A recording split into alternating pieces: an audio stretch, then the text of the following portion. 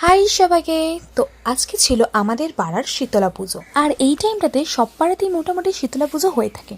তোমাদের পাড়ায় কবে শীতলা পুজো বা হয়ে গেছে কিনা আমাকে একবার কমেন্টে জানিয়ে দিও। আর আমাদের পাড়ার শীতলা পুজোর একটা নিয়ম আছে, সেটা হচ্ছে আমাদের পাড়ায় শীতলা পুজোতে বসার আগে আমাদের যে রাস্তায় বুড়িমা রয়েছে, মানে উনি মা যেহেতু পুকুর থেকে উঠেছিলেন তো ওই মাকে বুড়িমা বলা হয়, তাই প্রথমে ওই মাকে পুজো দিয়ে আসা হয় আর তারপরে আমাদের পাড়ার মায়ের পুজোতে বসা হয়। আর শুধুমাত্র এই নয় যে পুজোর দিনে গিয়ে পুজো দিয়ে আসা হয়, যতদিন না বুড়িমার পুজো হয় ততদিন আমাদের পাড়ার মায়েরও পুজো হয় না।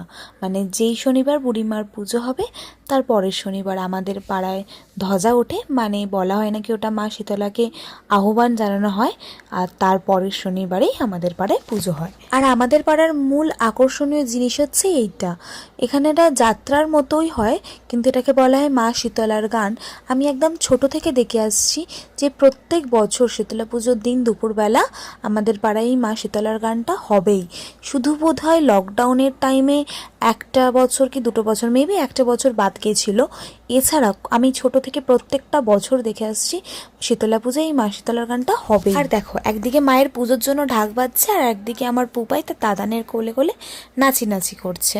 আর জানো, এই দুশোটা সকাল থেকে 4-5 বার মন্দিরে চলে গেছে, মানে যখনই নাকি ওকে মন্দির থেকে বাড়িতে নিয়ে আসা হচ্ছে তারপরে উনি কান্না শুরু করে দিচ্ছেন আবার যাওয়ার জন্য। এবছর আমি সকালবেলা মায়ের সাথে পুজো দিতে যেতেও পারিনি, আর মা গন্ডে দিল আমি সেটাও দেখতে পারলাম না।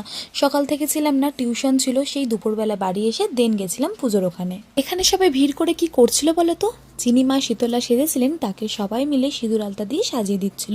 না মানে এটা নাকি গানের মধ্যেই বলে যে মা শীতলা নাকি যখন পুজো নিতে যাবেন তার আগে নাকি সাজিয়ে দিয়েছিল, তো গানের মধ্যেই এটা বলে। আর তখন সমস্ত মহিলারা গিয়ে ওনাকে সাজিয়ে দেন সিঁদুর আলতা দিয়ে, তারপর নিজেদের মধ্যেও সিঁদুর খেলা হচ্ছিল।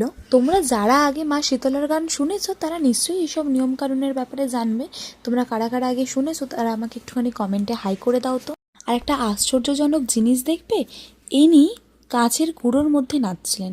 কাঁচের গুঁড়ো বলা ভুল, মানে কাঁচের যে টুকরো টুকরো হয় তার ওপরে উনি লাফাচ্ছিলেন, কিন্তু ওনার পায়ে এক ফোঁটাও কাটেনি।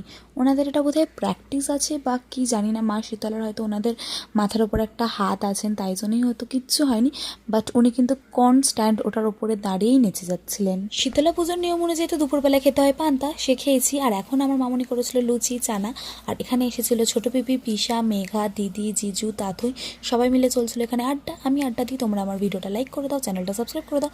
দেখা হচ্ছে পরের ভিডিওতে, ততক্ষণের জন্য টাটা।